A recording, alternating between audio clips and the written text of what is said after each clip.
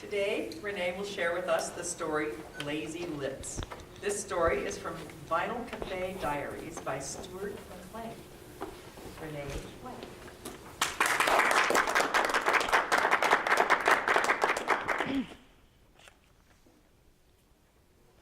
It was one of those funerals that just didn't make sense. Dave drove down the night before and checked into the Old Fox Hotel on George Street. The Fox had been gentrified since Dave had last seen it. There was a girl in a uniform standing behind the front desk, for heaven's sake, with a bowl of apples beside her. You wouldn't have eaten an apple that you picked off the desk at the Old Fox. Dave wasn't unhappy to see the change. He had made the reservation for old time's sake, not because he actually wanted to stay in a dump. As he signed the register, he was thinking that since he had last stayed here, he had probably gone through the same upgrade as the hotel. He picked up a local paper, selected an apple, and took them both to his room. Scotty Hornickel had played drums with Burton Cummings before Burton Cummings got famous. Scotty saw the fame coming before anyone else and he quit. "That's not the life I want," he said. He ducked the fame and instead opened a little music store. He was the kind of guy you wanted to know. Over the years, everyone went to his store. Deep Purple, Alice Cooper, Ozzy Osbourne, Iggy Pop. Dave had lost track of the nights he had sat around Scotty's store talking, listening to musicians jam. Scotty watched everything philosophically. He was one of those guys you thought would go on forever. The funeral was just as you would have expected. There was a doo-wop group and a 6'8", 120-pound Wayne Newton impersonator. He looked ridiculous, but he sure could sing Donkashane. It was after the service, when a fog of sadness had settled on Dave, and he was staring vacantly into his cup of coffee with sadness and regret, that Austin Shoup emerged out of the fog. Shoup, a bald man with bad clothes and earrings in both ears, looked at Dave and said, "Dave, geesh, I didn't know you were still around. Somebody told me you were dead." For the melancholy drive home, Dave put on a George Harrison tape and brooded his way through the night. My sweet Lord, all those years ago, the music didn't make him feel any better. Over the years, Dave had worked with a lot of performers who had been snatched prematurely from life. Plane crashes, drug overdoses. But Scotty Hornickel and George Harrison had both died of natural causes. It was one thing living through unexpected tragedy. It was another thing to deal with a natural, everyday cycle of life tragedy. A nasty reminder that one day, and sooner now than it used to be, it was going to be his turn. It was 2 weeks later when Austin Shoup called Dave at work. "I've been thinking about you," he said. "I teach at the university now." Dave didn't know. "And ethnomusicology," said Austin Shoup. "Pop culture, the 60s anyways. Scotty used to come to my class every spring and, talk to the kids. And now, well, being dead and everything, he isn't going to be available this year, and I was wondering if you'd like to take his place." Dave never went to university. When the kids he grew up with were going to university, Dave headed out on the road instead. He stayed out there for 15 years, working as a technical director and a road and tour manager for many of the biggest acts in the music business, certainly some of the craziest. It was a decision he had never questioned, not seriously, not until his daughter, Stephanie, left for college. When Stephanie headed out to have this experience that he had never had, Dave began for the first time ever to wonder about the choice he had made. And that sneaky, most vexing question raising its nagging head. What if? The call from Austin Shoup made Dave feel good. His experience obviously counted for something in the world of academia. The life he had constructed was obviously not unimportant. As soon as he hung up the phone, however, he had second thoughts. Now, why did I agree to that? Dave hated speaking in public. He didn't mind speaking one-on-one, especially if he was speaking to people he knew. But if he was in the spotlight, if he was asked a question in front of others, the moths of anxiety began their dance. Giving this speech was going to be a big deal. Dave began to prepare 3 weeks before he was scheduled to visit Austin Shoup's class. He began writing out ideas on index cards. He decided to begin by talking about Scotty. Dorothy, who runs Woolworth Books just down the street from Dave's record store, brought him an out-of-date pamphlet on public speaking. She meant it as a joke. Dave read it from cover to cover. The booklet said you should be able to wrap your lips around each word of your speech as if it were a tasty morsel. It featured a series of lip exercises for lazy lips. Dave began the lip exercises, stretching his lower lip over his upper lip, then stretching his upper lip down over the lower one, alternating with increasing rapidity, humming as he did it. He did these exercises when the store was empty, sitting behind the counter with the booklet in his lap, rounding his lips tightly as advised, grooving his tongue and pushing it through the opening as fast as he could. Twice he was so caught up in these oral calisthenics that he didn't notice people coming through the front door. Both times, when the customer came in and caught him, sitting there with his tongue flicking in and out, his eyes crossed as he tried to follow it, they left without announcing themselves. Dave made presentation notes on his index cards. It is imperative, he wrote, to keep your breathing quiet and natural so that it remains unobserved by the audience. He underlined breathing quiet and natural. But it was the pamphlet section on body language that really caught his attention. He came home one evening and told Morley that over half of the human communication takes place on the nonverbal level. This is documented, he told her, by research. Smile at the audience, he wrote, underlining it 3 times. Select one person in the crowd and talk to him or her personally. He underlined one person 3 times. And gestures. He should use gestures. All good speakers use gestures. He stood in front of the bathroom mirror and tried out various gestures, holding his hands palms up at shoulder height implies openness. He put together a bag of his favorite records, the only albums ever released by the International Submarine Band, Graham Parsons' first country rock group, a copy of the ultimate cult album Forever Changes by the doomed psychedelic group Love, a 45 RPM recordings of Nancy Sinatra Lee Hazelwood duet, Some Velvet Morning, a song his friend Richie Underberg says is a strong candidate for the strangest song ever to enter the top 50. The night before he was supposed to leave, Dave went upstairs to the attic to get a suitcase. He came down in a Grateful Dead t-shirt, a leather vest, and a pair of bell-bottom jeans with embroidered cuffs. He was grinning gleefully.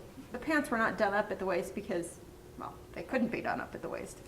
Because my hips have apparently gotten bigger, he said, I'm hippier than I used to be.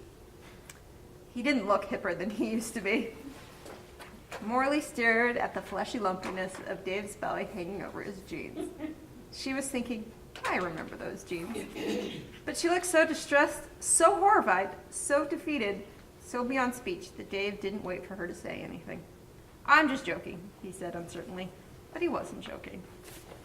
He was holding his all-time favorite poncho behind his back. It was fashioned from a gray blanket.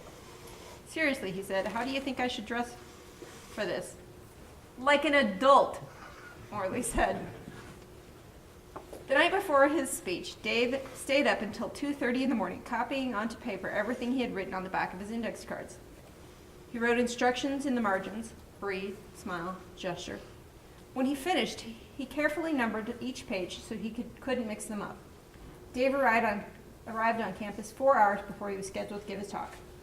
He found the dormitory where he was going to spend the night, and a young woman took him to his room, a spacious suite with a granite fireplace and a tiny bed. Stephen Hawking stayed here when he received his honorary degree, she told him. And Pierre Trudeau. She was standing by the door, the way they do in hotels. Dave wasn't sure if he was supposed to tip her before he decided she had left. He laid his clothes out on his bed, the Grateful Dead t-shirt and the vest, but not the jeans and not the poncho. The auditorium was bigger than he expected. He had been thinking classroom. He'd been thinking grade 6. This was more of a theater. It was 3/4 full when he arrived. Backstage, Austin Shoup introduced him to a fussy young man. I'm doing audio, he said. Where's your disc? Dave stared at him blankly. You're not doing PowerPoint? He asked. Dave looked at Austin Shoup in confusion. Am I? He asked. Just a microphone, Dwayne, Shoup said. He took Dave by the arm and led him to a small group of students standing by the Coke machine. My committee, he said. It's so good of you to come, said a well-scrubbed girl in a bright yellow sweater. It's so important for us to hear about the 60s before everyone has passed away and everything's forgotten. A second girl leaned forward. We imagine you may not want to stand for the whole thing, she said. We have a chair for you on stage in case you want to sit while you talk. Before Dave could protest, Yellow Sweater looked at him and said, "That's a very cool shirt. Is it from the 60s? Dave stared at them. They were smiling solicitously at him. They were all wearing chinos, fancy sneakers, and pastel shirts. He felt old. He felt intellectually bereft. Austin Shoup, now at the podium, was not making him feel any better. Dave was sitting in his easy chair in the middle of the stage, and mostly he was not understanding a word of what was coming out of Austin Shoup's mouth. Something about upcoming lectures, something about the process of canon formation and the contemporary understanding of musical meaning. Shoup was in full academia flight. He was on about semiotics and critical theory and non-republicanism of Elton John and Madonna, whom he was describing as a postmodern goddess of communication, and he had proclaimed the long-awaited emergence of matriarchy in the decay of the fallen, Western, male-dominated, post-war, post-industrial world. Dave glanced at his speech nervously. He was doing his best to look as if he understood what Austin Shoup was saying, but he wasn't understanding. He wasn't even trying to understand. A horrible thought had occurred to him.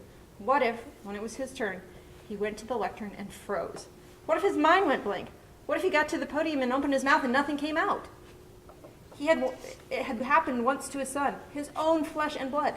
Sam had stood on stage at a spring recital, stood and stood and stood, and then into the immense and awful silence that had settled over the auditorium, Sam had said one small word. He said, "Sorry," and then walked off stage. What if it was genetic? What if Dave froze? Dave's reverie was interrupted when he heard a ripple of polite applause, and looking up, realized Austin Shoup was staring at him. He glanced around uncertainly. There was some uncomfortable laughter. He looked back at Austin, who was nodding. Dave stood up and took a tentative step towards the podium. He felt as if he was being led to his execution. He set his notes down awkwardly. He began to search for his glasses, patting his pocket. He found them, and leaned forward, and gripped the podium stiffly with both hands. There was dead silence now. He grimaced, cleared his throat, sighed heavily, and began reading his notes. "It is a great pleasure to be here this evening," he said unconvincingly. Of course, that's not what the audience heard him say. They heard him say, "I would rather have a needle in my eye than go any further." "It is a great pleasure to be here this evening," he said again, gripping the podium with all his might. Then he remembered what he had practiced, and he leaned forward and squinted at them. He was looking for someone with whom he could make eye contact. There was a shuffling as people looked away uncomfortably. He couldn't catch anyone's eye. Dave felt a sting of anxiety in his stomach. Then he spotted the girl in the yellow sweater. Their eyes met, and she swallowed nervously. But Dave felt a sense of relief. He looked down at his speech and then back at the girl, and then he began. "It is a great pleasure to be here tonight," he said for the third time. There was some nervous laughter at the back, but Dave didn't hear. Dave was remembering that it's the first couple of minutes that set the tone for the whole speech. Dave was thinking, if I screw up here, I'm going to spend the whole speech thinking about what I should have said at the beginning instead of thinking about what I should be thinking. Dave knew if that happened, his brain could split, and that could lead to disaster. And that's when he noticed his hands. They were gripping the podium so tightly his knuckles had turned white. He looked out to see if the girl in the yellow sweater had noticed. He looked at her so plaintively, and she nodded at him. She was trying to be encouraging. He misunderstood. He thought she was telling him, "Yes, I see them too." And suddenly his hands felt like big clown hands, like swollen white-gloved cartoon hands 2 times too big for his body. Spatula hands. He had to get them out of sight before everyone noticed them. He started to inch his hands slowly off the podium, and as he did this, he realized that his arms didn't feel like his own arms anymore. They felt like penguin arms, big, flapping penguin arms with his swollen hands stuck at the end of them. They were sliding down the podium as if they had a mind of their own. And it was while Dave was watching them move and wondering where they might be headed that it occurred to him that he had already begun his speech. He looked down and saw that he was, in fact, on page 6. Oh!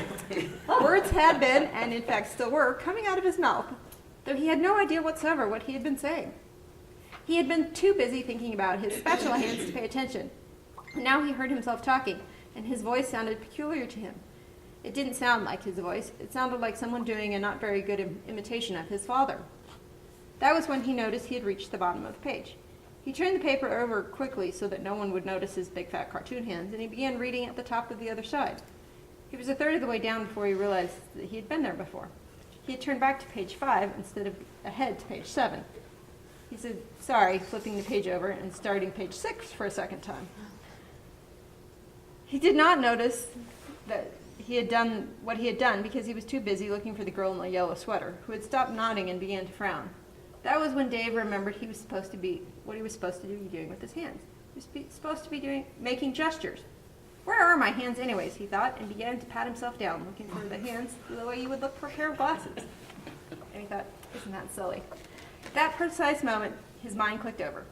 Dave had been reading the words on the page in front of him mechanically, while he fretted privately about everything else. Now, unbeknownst to Dave, deep in his brain a synapse misfired, or perhaps some wires got crossed, and he began reading his speech silently and speaking out loud everything that was going on in his head. And what was running through his head at that moment were the instructions about breathing. Breathe easily and at a natural pace, he said to the startled class. If you're using a microphone, it is especially important to be careful that your breathing sounds aren't picked up by the mic and magnified to your audience. Students began to glance at each other uncomfortably, except, that is, for a boy in the front row, an engineering student, who was taking this course as an elective and had been mystified by everything Austin Shoup had said. This boy was nodding earnestly. He had opened his notebook and began writing. Dave was so totally focused on the girl in the yellow sweater that he had no idea what was happening. And the expression of alarm that he read on her face was not helping. Her look of horror activated Dave's adrenal glands. His heartbeat quickened, his breathing became shallow and more rapid, his muscles tensed. Dave was scaling a summit of anxiety he had never visited before. A body will do almost anything to rid itself of tension. Anything at all. Dave began to sway back and forth and to rock from side to side. His head was moving around like an oscillating fan. His right hand was jerking up and down like the parking lot gate. Dave thought he was making emphatic gestures with his hand. He had failed to take into account, however, that the gestures had nothing whatsoever to do with what he was saying. His arm movements did make him feel more comfortable, and Dave thought, maybe I should switch positions. So, leaning into the mic, he said, if you change your speaking position during a speak, you should always lead with your foot nearest your destination. The boy in the front row was writing everything furiously into his notebook. But Dave wasn't looking at the boy in front row. He was staring at the girl in the yellow sweater. And the more he focused on her, the more anxious she got. This maniac speaker, waving his arms and weaving back and forth and saying all these crazy things, was speaking directly to her. If you're going to step to your left, lead with your left foot, said Dave. Never cross one foot over the other when you begin a movement. When Dave said that, his arm jerked violently up into the air, and his watch flew off his wrist. It flew off his wrist and out into the stunned silence of the auditorium, and everything stopped. Dave stopped talking. The boy in the front row stopped taking notes. Everything stopped. As they all watched the watch sail over the crowd, it sailed over 10 rows, students swiveling in their chairs to follow it. It sailed over 10 rows and landed in the lap of the girl with the yellow sweater.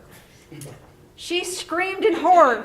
Not me, she shrieked. I'm only 18. That was more or less the end of the formal presentation.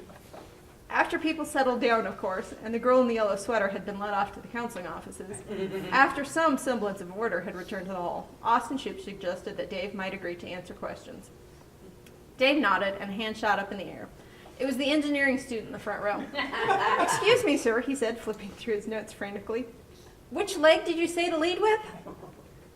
After the rest of the questions, mostly about music, a small group of students gathered around Dave.